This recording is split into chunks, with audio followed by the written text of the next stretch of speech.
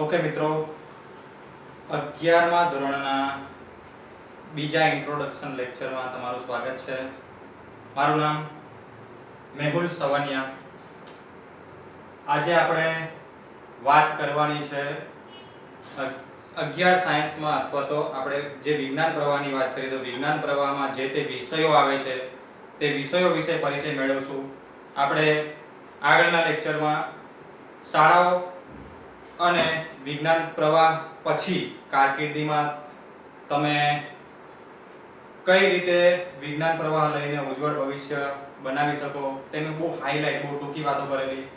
આપણે જ્યારે શાળા કક્ષાએ મળશું ત્યારે એના પર ડિટેલમાં ચર્ચા કરશું.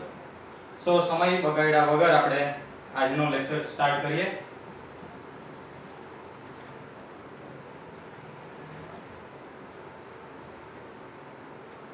વિજ્ઞાન પ્રવાહ લઈ લીધું મિત્રો, એટલે તમારા મુખ્ય વિષયોની વાત કરીએ તો ફિઝિક્સ અને કેમેસ્ટ્રી, ભૌતિક વિજ્ઞાન અને રસાયણ વિજ્ઞાન, આ બે મુખ્ય વિષયો જે કમ્પલસરી છે. કમ્પલસરી એટલે આમાં તમને કોઈ ઓપ્શન મળવાનો નથી. તમે એકવાર વિજ્ઞાન પ્રવાહ લઈ લીધું એટલે તમારે ભૌતિક વિજ્ઞાન એટલે કે ફિઝિક્સનો અભ્યાસ 2 વર્ષ દરમિયાન કરવાનો જ છે, અને રસાયણ વિજ્ઞાન એટલે કે કેમેસ્ટ્રીનો અભ્યાસ પણ કરવાનો જ છે. ઓપ્શનલ વિષયની વાત કરીએ, જે મેઇન વિષયમાં જ આવે છે પણ ઓપ્શનલ, મેથેમેટિક્સ અથવા તો બાયોલોજી. તો આ બે એવા વિષય છે કે જેમાં તમે કોઈ પણ એક ઓપ્શન સિલેક્ટ કરી શકો છો.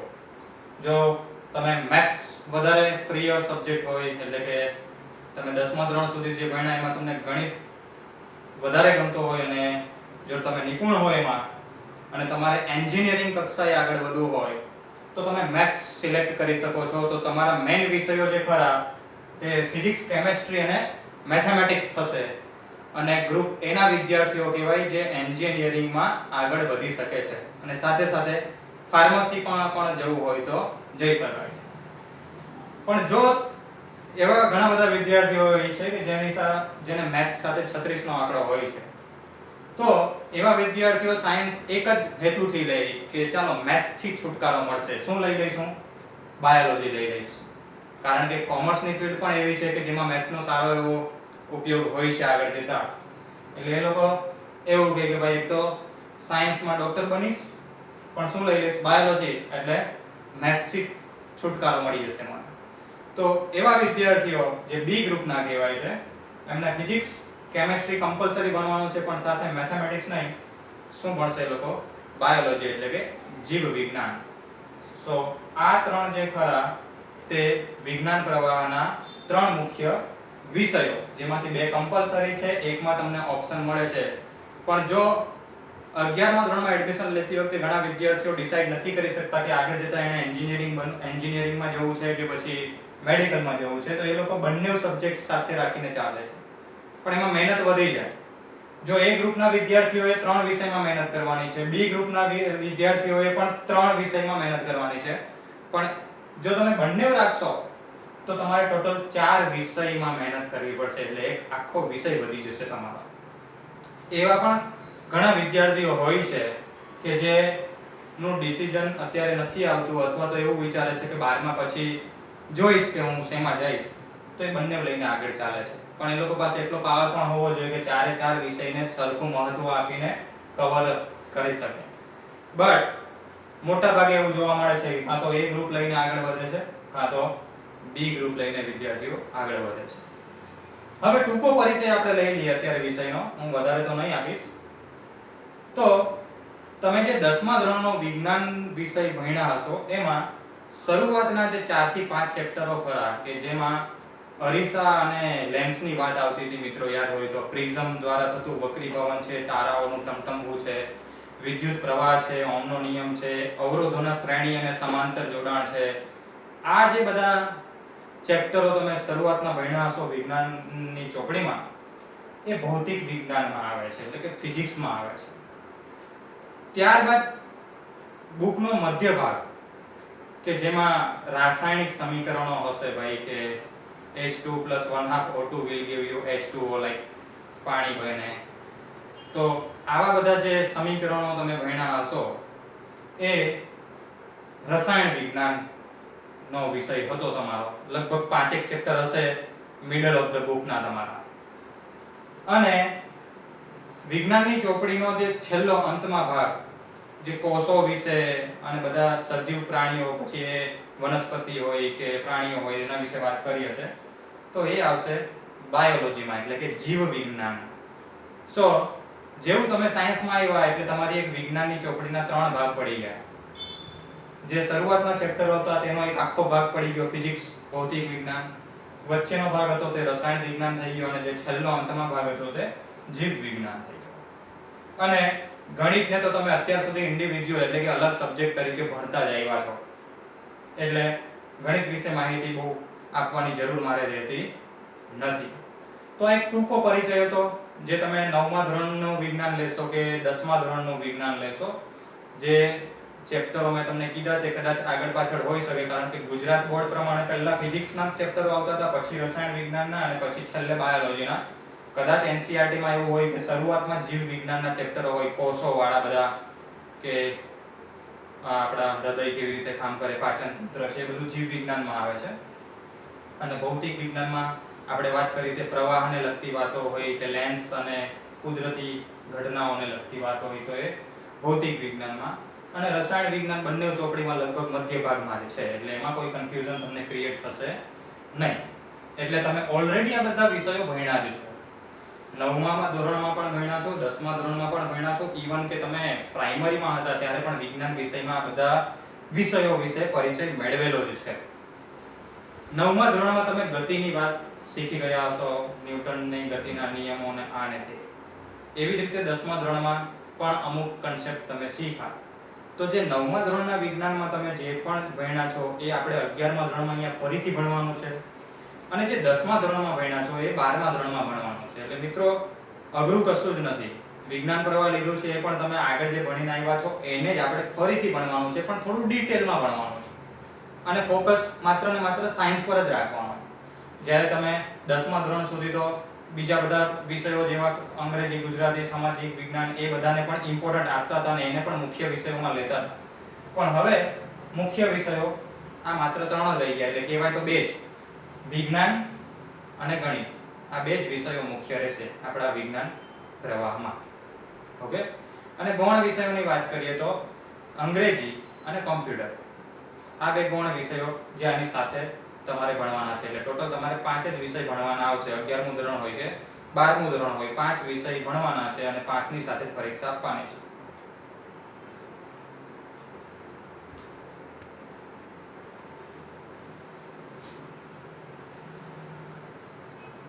હું 11મા અને 12મા ધોરણમાં મુખ્યત્વે તમારો ફિઝિક્સ સબ્જેક્ટ લઉં છું, એટલે આના પર હું તમને થોડીક વધારે હાઇલાઇટ આપી શકું છું.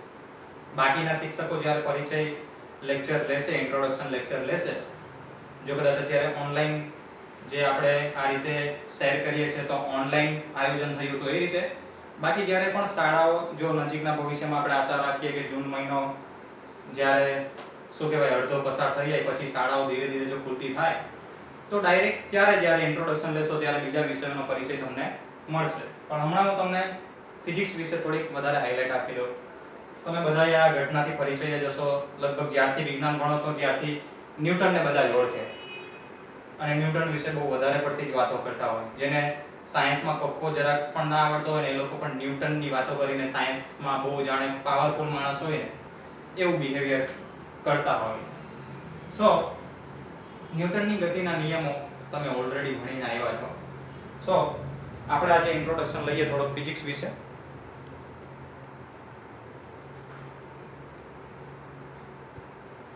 અત્યાર સુધી જે આપણે વાત કરી તેમાં શું જોયું ભાઈ કે વિજ્ઞાન વિષય હતો એના મુખ્યત્વે 3 ભાગોમાં વહેંચ્યો આપણે, ફિઝિક્સ, કેમિસ્ટ્રી, બાયોલોજી. બટ આગળ જતા તમને અનુભવ થશે કે આ જે મેઇન સબ્જેક્ટ ખરા એના પણ પાછા ભાગ પડે છે. ફિઝિક્સની વાત કરીએ આપણે તો ફિઝિક્સ એક એવો વિષય છે કે તમને સવારે ઉઠો ત્યારથી રાત્રે શું આજુબાજુ જ્યાં પણ નજર પડે ત્યાં ફિઝિક્સને લગતી ઘટનાઓ તમને દેખાય જ આવે અને અનુભવ થાય છે.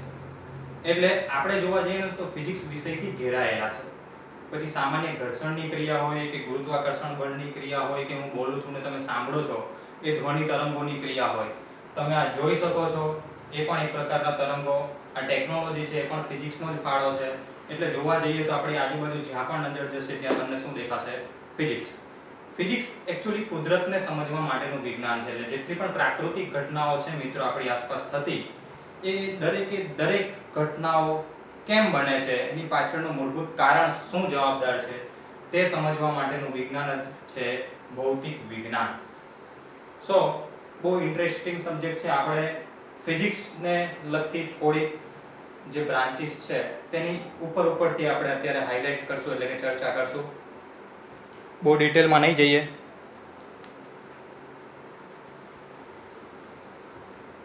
ગતિને લગતી જેટલી પણ આપણે અભ્યાસ કરશું કે ભાઈ ચાલો ટ્રેનની ગતિ છે, કોઈ કારની ગતિ છે, કોઈ સાયકલની ગતિ છે, એને લગતું એક વિજ્ઞાન છે. ભૌતિક વિજ્ઞાનમાં જે ભાગ પડે છે એને એકચ્યુઅલી ક્લાસિકલ મિકેનિક્સ કહેવાય છે. તો એ મોટી મોટી વસ્તુઓની ગતિ તમને આજુબાજુ જેટલી પણ ધારો કે જોઈ શકતા હોય, ધારો કે કોઈ પક્ષીની ગતિ, તો પક્ષી તમે જોઈ શકો છો, એની ગતિનો અભ્યાસ કરવો હોય તો આપણે સ્ટાર્ટિંગથી જ કરશું. બેઝિક કહેવાય, બેઝિક ફિઝિક્સમાં આવે. તો એ વિષયને આપણે એક ભાગ તરીકે લઈએ તો એ ક્લાસિકલ મિકેનિક્સ કહેવાય છે. ત્યારબાદ અણુ પરમાણુની અંદર ઇલેક્ટ્રોનની ગતિનો અભ્યાસ કરીએ તો એ પ્યોરલી સૂક્ષ્મ કણો માટેનું ક્વોન્ટમ મિકેનિક્સ, એટલે ગતિનો જ અભ્યાસ છે. પણ પહેલું કેવું કે મોટી મોટી વસ્તુઓની ગતિનો અભ્યાસ છે, આ સૂક્ષ્મ વસ્તુઓની ગતિનો અભ્યાસ છે. અને માત્ર ને માત્ર ઇલેક્ટ્રોનની ગતિનો અભ્યાસ કરવો હોય તો એનો પણ એક અલગ વિષય છે ઇલેક્ટ્રોડાયનેમિક્સ. એટલે આ ભૌતિક વિજ્ઞાનની શાખાઓ છે. બધી ડિટેલમાં હું નહીં કહું, માત્ર તમે અત્યારે એકવાર નજર મારી લેજો તો તમને થોડોક વિષય પ્રત્યે પરિચય મળી જાય. પછી આપણે ડિટેલમાં આને 11 અને 12મા ધોરણમાં ભણવાનો જ છે. થર્મોડાયનેમિક્સ એટલે ઉષ્માગતિશાસ્ત્ર, સ્ટેટિસ્ટિકલ ફિઝિક્સ અને solid state physics. Solid state physics એટલે મટીરીયલ સાયન્સ, કે આ જે કપડું છે અથવા તો કોઈ મટીરીયલ છે કે લચીલું પણ હોવું જોઈએ, સાથે સાથે કેવું હોવું જોઈએ? મજબૂત પણ હોવું જોઈએ. જેમ કે પ્લાસ્ટિક. પ્લાસ્ટિક એવું વસ્તુ છે કે જેનો લાંબા સમય સુધી વપરાશ કરશો તો પણ એનું ક્ષારણ કે કોઈ પ્રકારની એવી ઘટના નથી થતી કે પ્લાસ્ટિક તૂટી પેલું શું થાય કે ડેમેજ થાય. ખૂબ લાંબા વર્ષો સુધી પ્લાસ્ટિક શું થઈ શકે છે? એનું આયુષ્ય લાંબુ છે. પછી આપણે જોઈએ, બીજી વાત કરીએ તો મિલિટરી કક્ષાએ કે શૂટ બનાવવાનો હોય છે એવો કે જે બુલેટનો સામનો પણ કરી શકે પણ સાથે સાથે વજનદાર ના હોવો જોઈએ. બાકી સૈનિક એને પહેરીને દોડી કેવી રીતે શકે? એટલે બાકી જો તમે વિચાર કરો તો એલ્યુમિનિયમ અથવા તો લોખંડ જે ખરું તે બુલેટને આરામથી રોકી શકે. પણ એલ્યુમિનિયમનો આપણે સૂટ પહેરી લઈએ અને પછી દોડવાની કોશિશ કરીએ તો કેવું થાય? આપણાથી એટલી સ્પીડથી ભાગી શકાતું નથી. એટલે આપણે એવો સૂટ બનાવવો પડે કે જે રબર જેવો લચીલો છે અને સાથે સાથે બુલેટને અંદર પ્રવેશતા રોકે એવો મજબૂત પણ છે. તો એવા મટીરીયલનો વિકાસ આપણે એકચ્યુઅલી મટીરીયલ સાયન્સમાં કરીએ છીએ. સોલિડ સ્ટેટ ફિઝિક્સ, આમાં કેમિસ્ટ્રીનો પણ ખાસો એવો ફાળો છે. એટલે બંને શાખાને ભેગી થઈને આપણે એક શાખા અહીંયા જોઈ શકીએ, સોલિડ સ્ટેટ ફિઝિક્સ.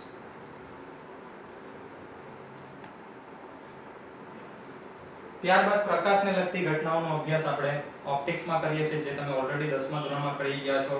મેઘધનુષ્ય હોય કે પ્રતિબિંબ રચાવવાની લેન્સ કે અરીસાની પ્રક્રિયાઓ જે બધી કરી એ આપણે ઓપ્ટિક્સમાં કરવાના છીએ 12મા ધોરણમાં. પછી એટોમિક અને ન્યુક્લિયર ફિઝિક્સ. એટમ એટલે કે પરમાણુની વાત કરશે કે પરમાણુ કેવો હોય છે, એની અંદર ઇલેક્ટ્રોન કયા પ્રકારે ગોઠવાયેલા હોય છે વગેરે વગેરે. અને ન્યુક્લિયર ફિઝિક્સમાં પરમાણુની અંદર જે પ્રોટોન અને ન્યુટ્રોન આવેલા છે તે ન્યુક્લિયસની વાતો કરવાની છે. આ બંને જે આપણે સોરી આ ત્રણે ત્રણનો અભ્યાસ આપણે જે કરવાનો છે તે 12મા ધોરણમાં ડિટેલમાં કરવાનો છે. અને મિત્રો આટલું બધું ઇન્ટરેસ્ટિંગ છે કે તમે એક સામાન્ય એક એક્ઝામ્પલ આપું કે અલગ અલગ રંગો કઈ રીતે ઉત્પન્ન થાય. આપણને દાખલા તરીકે અમુક લાઇટ હોય તો એમાંથી લાલ રંગનો જ પ્રકાશ નીકળે, અમુક બલ્બ એવા હોય કે જેમાંથી પીળા રંગનો જ પ્રકાશ નીકળે. તો આ બધા જે અલગ અલગ કલર દેખાય એની પાછળનું વિજ્ઞાન સમજવું હોય તો તમારે એટોમિક ફિઝિક્સ ભણવું પડે, જેનો ડિટેલમાં અભ્યાસ આપણે 12મા ધોરણમાં કરશું. એકચ્યુઅલી પ્રકાશ કઈ રીતે ઉત્પન્ન થાય કોઈ પણ પદાર્થમાંથી, એનો અભ્યાસ આપણને આનો અભ્યાસ કર્યા પછી જ આઈડિયા આવશે. એટલે ઇન્ટરેસ્ટિંગ છે આ 12મા ધોરણમાં અંતમાં આપણે આ સબ્જેક્ટ પર થોડું ડિસ્કશન કરવાનું છે. ત્યારબાદ આ સ્લાઇડ નો જે કલર છે તે ડાર્ક છે આઈ થિંક, એટલે કદાચ દેખાતું હોય તમને. ઇલેક્ટ્રોનિક્સ છે એટલે તમને આખા ઘરમાં જેટલી પણ ઇલેક્ટ્રોનિક્સ આઇટમ દેખાતી હોય તો એ પણ ઘણા અંશેમાં ફિઝિક્સનો ફાળો છે. એટલે જેટલું પણ ઇલેક્ટ્રોનિક્સ હોય, પછી સામાન્ય પંખો હોય, રેફ્રિજરેટર હોય, ટીવી હોય, આપણો સ્માર્ટફોન હોય, બધું આ જે ઇલેક્ટ્રોનિક્સ છે તે ફિઝિક્સની જે બ્રાન્ચ છે ઇલેક્ટ્રોનિક્સ, તેમાં આપણે અભ્યાસ કરી શકીએ. સેમિકન્ડક્ટર ફિઝિક્સ એટલે કે અર્ધવાહકોનું વિજ્ઞાન.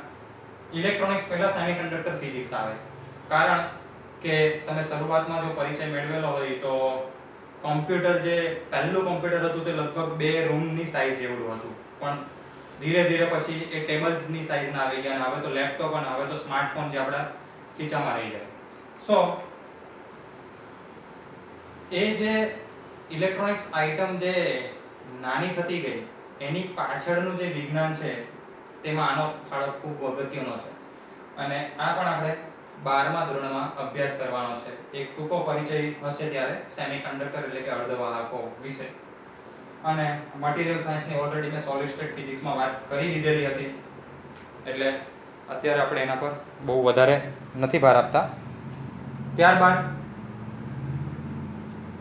બહુ હાઈ લેવલ પર જશો તો મોડર્ન ફિઝિક્સ છે, એસ્ટ્રોફિઝિક્સ છે અને જીઓફિઝિક્સ છે. એમાંથી સૌથી વધારે જો લોકોનો પ્રિય વિષય હોય તો એસ્ટ્રો એટલે કે ગ્રહો, તારાઓ વિશેની વાત, જે લગભગ 10મા ધોરણમાં ગુજરાત બોર્ડમાં જો કોઈએ અભ્યાસ કર્યો હોય તો ત્યારે બ્રહ્માંડ નામનું ચેપ્ટર આવતું હતું. તેમાં ઉલ્કાઓ વિશે, ધૂમકેતુઓ વિશે, બધા તારાઓ વિશે, ગેલેક્સીસ, એના વિશેનો પરિચય હતો.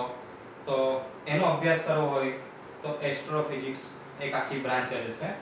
અને જીઓફિઝિક્સ એટલે પૃથ્વીની જે ભૂમિ જે આપણી ખરી જમીન, એનો અભ્યાસ જીઓફિઝિક્સમાં થાય છે.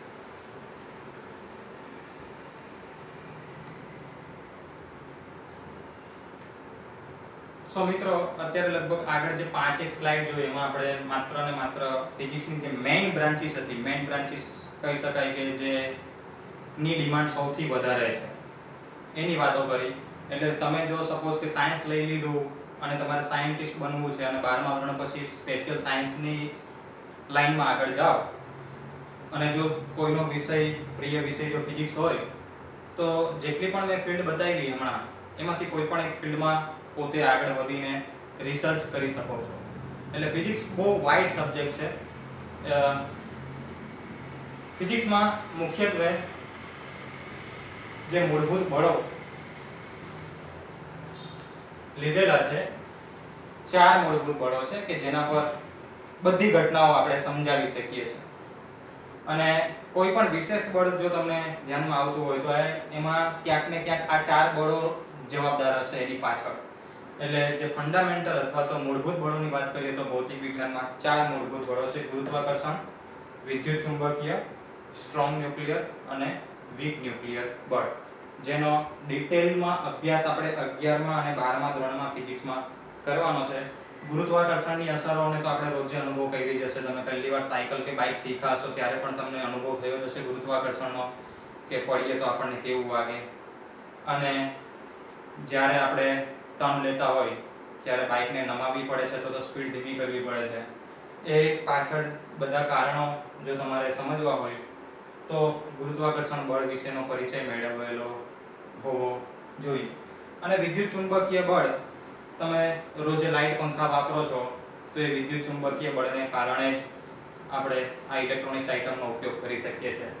એટલે આ 2 બળો આપણે ડેઈલી જીવનમાં રોજે અનુભવ કરીએ છીએ. પણ આ જે 2 બળો છે તે આપણી આસપાસ બધે જ હાજર છે, તે છતાં પણ આપણે એનો અનુભવ કરી શકતા નથી, કારણ કે ન્યુક્લિયસની અંદર હોય છે.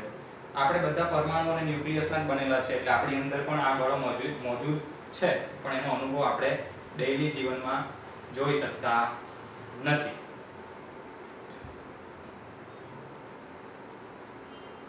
જેવી રીતે 4 મૂળભૂત બળો છે, એવી રીતે 4 મૂળભૂત નિયમો છે ભૌતિક વિજ્ઞાનમાં, જે નિયમોનું ઉલ્લંઘન કોઈ ઘટનામાં થતું નથી. એટલે કે વિશ્વમાં અથવા તો આખા બ્રહ્માંડમાં તમને ક્યારેય કોઈ એવી ઘટના જોવા નહીં મળે કે જેમાં આ 4માંથી કોઈ એક નિયમનું ઉલ્લંઘન થતું હોય. જેમાં સૌથી પહેલા છે ઊર્જા સંરક્ષણનો નિયમ.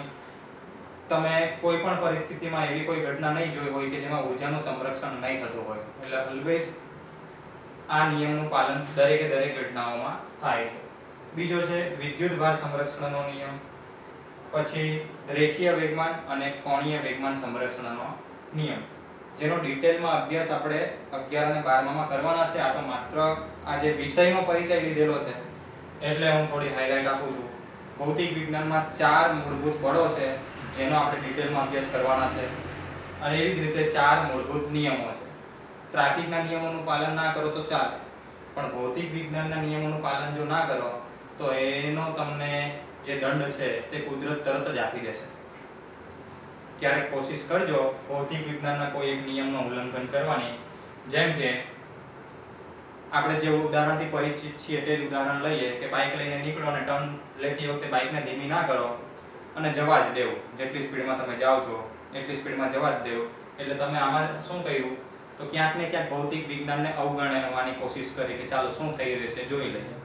તો તરત જ તમને 2 સેકન્ડમાં આગળ જતા એનો દંડ મળી જશે. કુદરત તમને એનો દંડ આપી દેશે. એટલે આ જે નિયમો જે છે ભૌતિક વિજ્ઞાનના નિયમો જેને કહેવાય, વિશ્વનો દરેકે દરેક કણ અને દરેકે દરેક વ્યક્તિ આ નિયમોનું પાલન કરશે અને કરશે જ. એના માટે કોઈ બુકમાં વાંચવાની જરૂર નથી રહેતી કે કોઈ દંડનું આયોજન કરવાની જરૂર નથી રહેતી. બધા જ્યારે વ્યક્તિઓ જન્મ લે છે અને જેમ જેમ શીખે છે, ચાલવાનું શીખે છે અથવા બોલવાનું શીખે છે અથવા તો આગળ લાઈફમાં વધવાનું શીખે છે, જેમ જેમ અનુભવ કરે છે તેમ તેમ આ નિયમોનું પાલન કરતો ઓટોમેટિકલી થઈ જાય છે.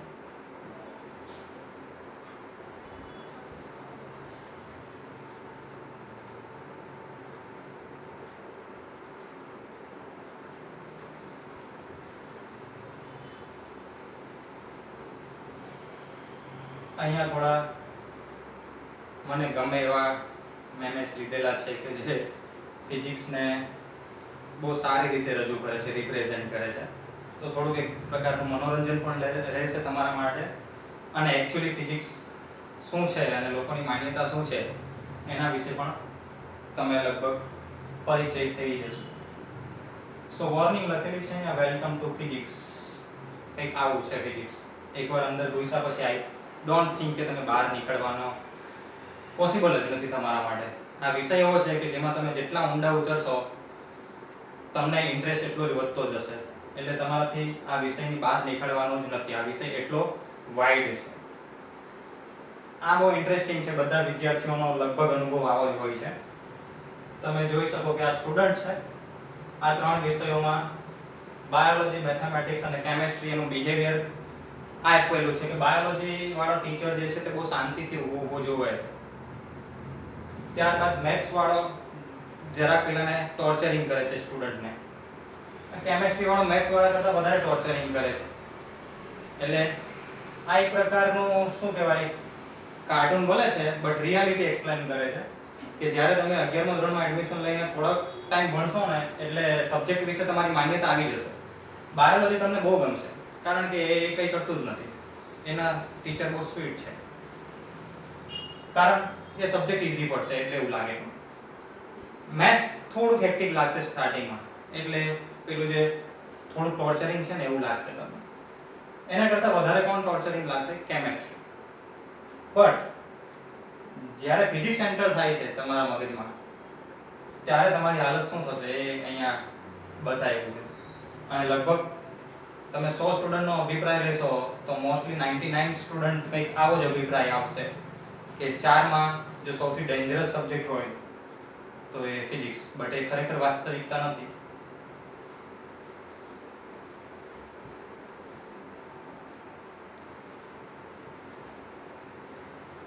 આ એવા લોકો માટે કે જે લોકો 11મા ધોરણમાં એડમિશન લઈને બાયોલોજી લઈને એટલા ખુશ થતા હોય છે કે ચાલો મેથ્સ થી આપણો પનારો છૂટો. તો જો તમે એવું સમજતા હોય કે બાયોલોજી લઈ લીધું એટલે આપણે હવે છૂટી ગયા મેથ્સ થી, તો આ સીનને જરા યાદ કરો. તમે એવું સમજશો કે ભાઈ તમને એવું લાગશે કે મેથ્સ થી છૂટી ગયા, બટ એવું નથી. ફિઝિક્સમાં ઓલમોસ્ટ 60% મેથ્સ આવે છે, 60%. એટલે હું તો દર વર્ષે કહું છું, મેથેમેટિક્સમાં જેટલું મેથેમેટિક્સ નથી ભણતા ને એનાથી વધારે મેથેમેટિક્સ ફિઝિક્સમાં ભણવાનું આવશે. એટલે જે મેન્ટાલિટી કરીએ પહેલેથી જ એવી નહીં બનાવી દેતા કે મેથ્સના ચોપડા આજથી આપણે ત્યાગી દીધા, હવે આપણે માત્ર ને માત્ર પેલું શું કે ફિઝિક્સ, કેમેસ્ટ્રી અને બાયોલોજી છે એટલે ગાણિતિક ક્રિયાઓ કોઈ પણ પ્રકારની આવશે જ નહીં. ફિઝિક્સમાં 60% મેથેમેટિકલ ઇક્વેશન્સ આવશે અને 11 અને 12મા ધોરણના ફિઝિક્સમાં જે મેથેમેટિક્સ આવે છે ને એ 11મા અને 12મા ધોરણના મેથ્સમાં પણ નથી આવતું, એ લેવલનું મેથેમેટિક્સ આવે છે. એટલે એવી ભૂલ કરવાની કોશિશ કરતા નહીં.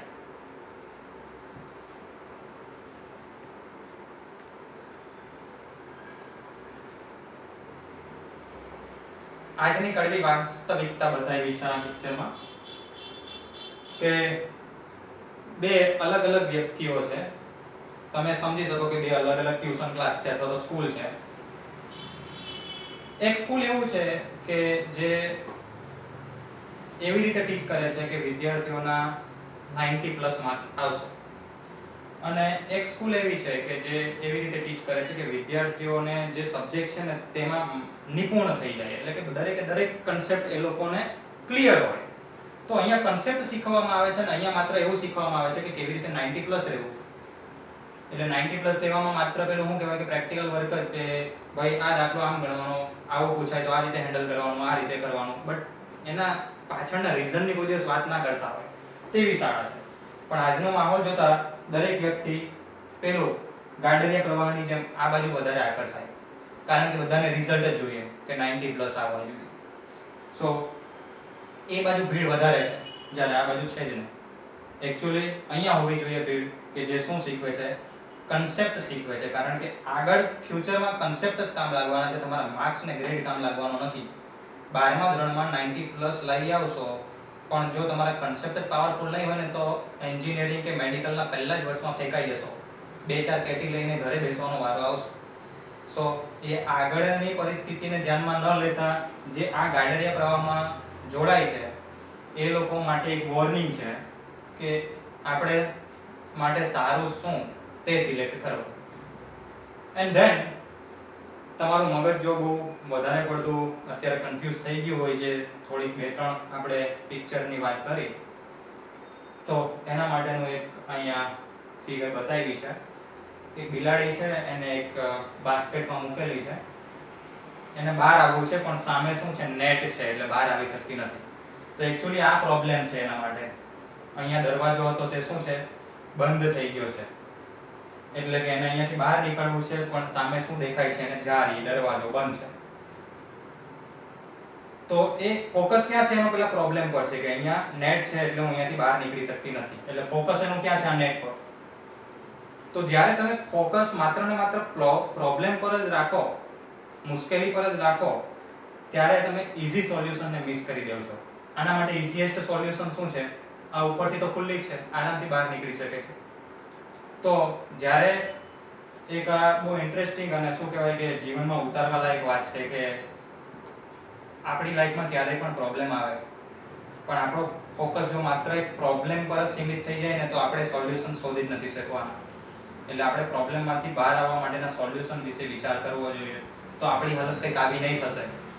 આ ઘણા ટાઈમથી અહીંયા છે, મને એવું દેખાય છે જો બહાર નથી નીકળતી, કારણ ઈઝી સોલ્યુશન એને મિસ કરી દીધું.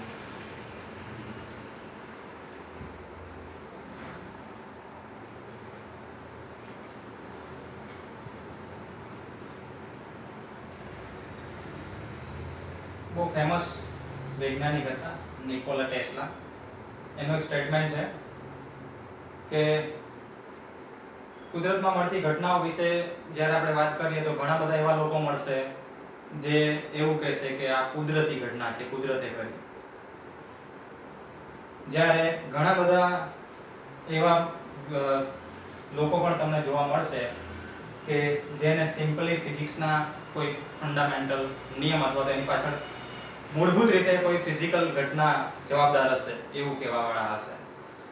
એટલે બહુ શું કહેવાય, જોવા જઈએ તો બહુ મીનિંગફુલ સ્ટેટમેન્ટ છે કે what one man calls God, another calls the law of physics. And Albert આઇન્સ્ટાઈનનું એક વાક્ય છે કે જાણવું એ તો કોઈ પણ મૂર્ખ માણસ પણ જાણી શકે. જાણવું એ બહુ મોટી વાત નથી. તમે દાખલા તરીકે કોઈ વિષય અથવા તો કોઈ થિયરી જાણતા હોય તો એ બહુ મોટી વાત નથી. મોટી વાત શું છે? એને સમજવી.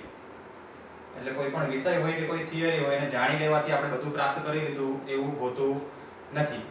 તમારે એ થિયરી કે વિષયને સમજવો પડે.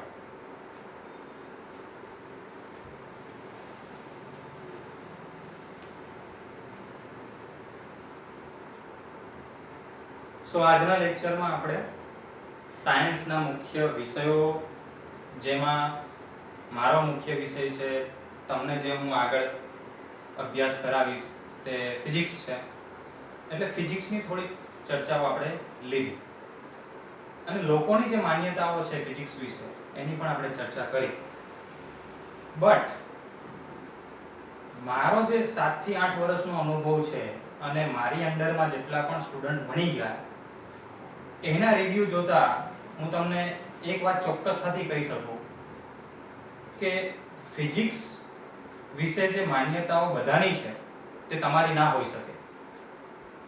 એ તમારી ઉપર આધાર રાખે છે.